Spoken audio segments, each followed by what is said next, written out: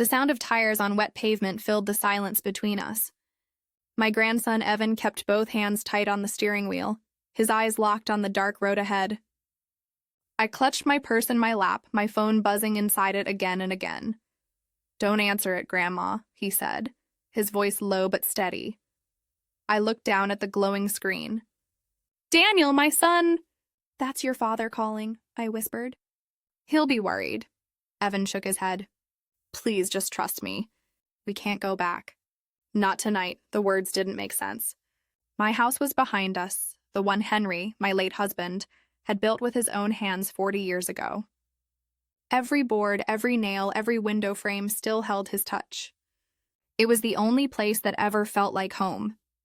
But now my grandson was driving me away from it like we were escaping something. Outside, the rain came harder, streaking the windshield with silver lines. The dashboard light washed Evan's face pale. He wasn't a boy anymore. He looked so much like Henry when he was young. Steady, calm, but his jaw was tight with something I'd never seen before. Fear. I wanted to ask again what was happening, but the look in his eyes stopped me. Whatever it was, he was protecting me from it. My phone buzzed one last time before the call went silent. Evan reached over and turned it off completely. "Grandma," he said quietly, "I need you to promise me something. Whatever happens next, don't go back to that house. Not until I tell you it's safe." The air in the car felt heavy, too still. I stared out the window as the lights of my neighborhood disappeared behind us, swallowed by the rain. My name is Joan Miller. I'm 68 years old, and tonight my grandson saved my life. Let me tell you how everything started. The mornings had become the hardest part of my day. Each time I opened my eyes, the room seemed to tilt slightly, as if I were waking up on a rocking boat. My head throbbed, my stomach rolled, and the taste of metal lingered on my tongue. I told myself it was age or maybe stress. People at 68 weren't supposed to feel young anymore. The doctor said the same thing after the blood tests. "You're fine, Mrs. Miller. Probably just fatigue or a touch of vertigo." He smiled kindly, wrote me a prescription for nausea, and sent me home. The house Henry built 40 years ago stood at the edge of Maple Ridge. He laid every brick himself, carved the stair rail, polished the oak floors until they shone like honey. After he died 4 years ago, I kept everything exactly as he left it. His mug still sat on the shelf. His tools stayed in the basement, neatly lined up in the red toolbox with his initials engraved on the lid.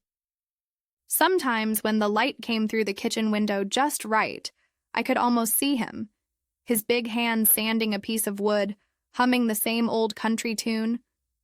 But those mornings had changed. The smell of coffee made me nauseous. My favorite meals tasted bitter. Even walking from the bedroom to the kitchen left me lightheaded. A week before everything happened, my grandson Evan stopped by after work. He was covered in sawdust, still wearing his tool belt. "Grandma, you've lost weight," he said, worry creasing his brow. "I'm fine, sweetheart. Just a little tired lately," he frowned. "You look pale." He glanced around the house like he was searching for something. His eyes paused on the cracks above my bedroom window. "I think the foundation's settling," I said. "Your dad patched a few things up for me a while back?" Evan's expression changed slightly, though I didn't notice it then. He just nodded. Before he left, he promised to come back on Saturday to check those cracks. I remember waving goodbye from the porch, the same porch Henry had built for me when I was pregnant with Daniel. Back then, it was a home filled with laughter, dinners, and stories. Now it was just me, the ticking of the kitchen clock, and the sound of my own breathing echoing through empty rooms. Saturday came with gray skies and the smell of rain. Evan arrived early, toolbox in hand, a look of quiet determination on his face. He walked through the house slowly, running his fingers along the door frames, tapping the walls as if listening for something beneath the surface. I followed behind him, unsure why my chest felt tight. "In here," I said, pointing to the cracks above the window. "They showed up a few months ago." Evan stepped closer, studying them. "Fresh paint," he murmured. "When did you last repaint this wall?" I frowned. Your father did. 3 months ago, maybe 4. Said it needed sealing before winter. Evan's expression stiffened. He reached for his flashlight and crouched near the heating vent. His thumb brushed the edge of the metal. Did he paint over this too? Yes, I said slowly. He said it was just cosmetic. He didn't answer. Instead, he took a small screwdriver from his belt, loosened 2 screws, and lifted the vent cover. Behind it, I saw a strange patch of plaster. The vent was completely sealed shut. That's odd, I whispered. He told me he sealed the old vents to make the house more efficient. No drafts. Evan didn't respond right away. He reached up and pressed the test button on the carbon monoxide detector above the doorway. It beeped once, a hollow sound. He pulled it down from the ceiling, flipped it over, and went silent. Grandma, he said, finally, showing me the back. The battery had been soldered into place. This detector doesn't work. Someone modified it so it can't sense anything. I felt something cold run through me. Your father tested it, I said weakly. I heard it beep. Evan nodded grimly. It can beep without detecting. He stared at the wall again, running his hand along the newly painted surface. Then he took a knife from the toolbox and carefully scored a small square of drywall. The sound of the blade scraping the plaster filled the room. He pried the section open just enough to reveal what was hidden behind it. A second metal vent. The original one Henry installed decades ago. Completely blocked off with insulation and sealed, Evan's shoulders tensed. He turned to me, eyes dark. Grandma, something's very wrong here. For the first time in months, my dizziness wasn't from illness. It was from fear. Evan stood there for a long moment, staring at the sealed vent as if it were something alive. Then, without a word, he picked up his toolbox and headed toward the basement door. Evan, what are you doing? I asked, my voice trembling. I need to check something, he said. Stay here. The wooden steps creaked under his boots as he descended. The house fell quiet, except for the faint hum of the furnace. I waited at the top of the stairs, my palms sweating, heart thudding in my chest. Minutes passed, 5, 10, maybe more. Then came the sound of metal clinking, a flashlight beam flickering against the walls, and finally his voice. Grandma, come down here. You need to see this. I gripped the rail and made my way down carefully, the air growing colder with each step. Evan was crouched near the far wall beside the furnace. He pointed his light toward a line of silver piping that disappeared beneath the floorboards. This isn't part of your heating system, he said quietly. Someone added it. I bent closer. A small electronic device about the size of a lunchbox was attached to the pipe. Wires ran from it into a timer switch mounted behind the furnace. What is it? I asked. He took a slow breath. A timer-controlled gas line. It's set up to release carbon monoxide whenever the heat turns on at night. For a second, I couldn't understand the words. Then they hit me all at once. Evan, that's impossible. Your father, he fixed the system. He was just trying to help. Evan looked at me, and for the first time in his life, he looked older than his years. He's a mechanical engineer, Grandma. He knows exactly what this setup is.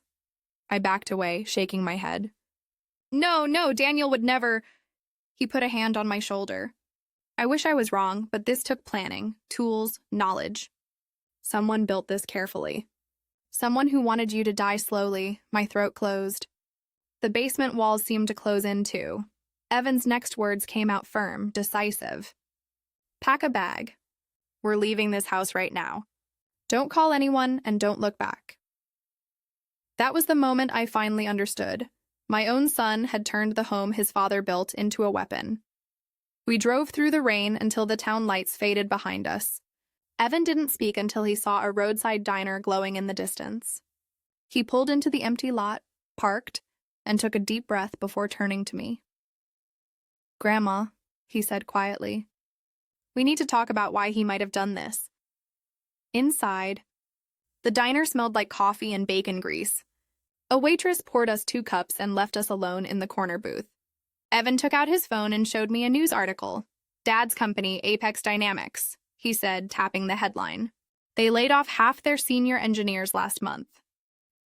I frowned. Daniel never said a word. He wouldn't, Evan replied.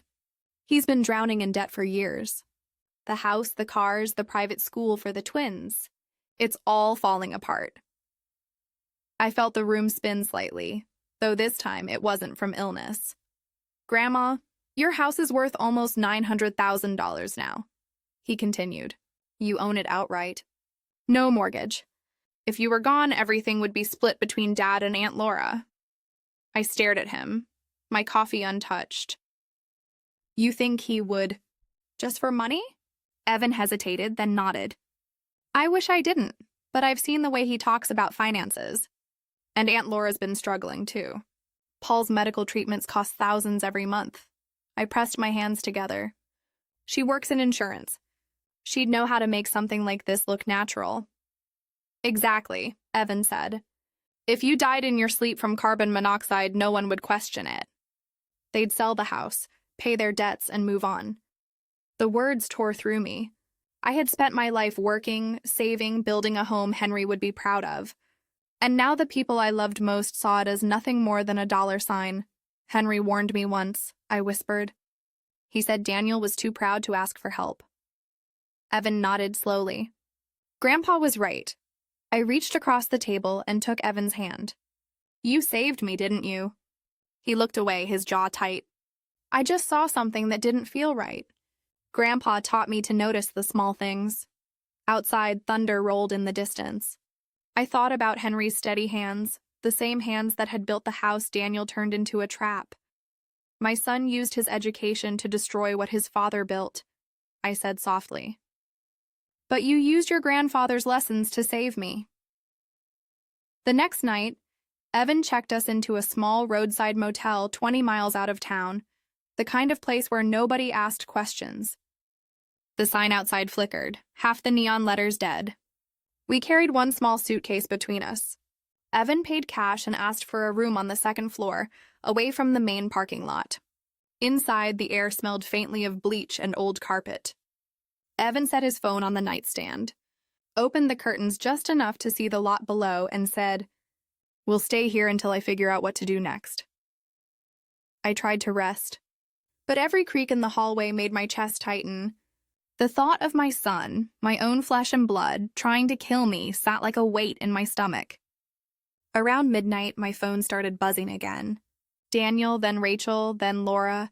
Call after call. Don't answer, Evan warned. The phone rang 5-6 times, then stopped. A few minutes later came a soft knock at the door. Grandma, Evan whispered, stepping toward the peephole. He froze. It's them. My breath caught.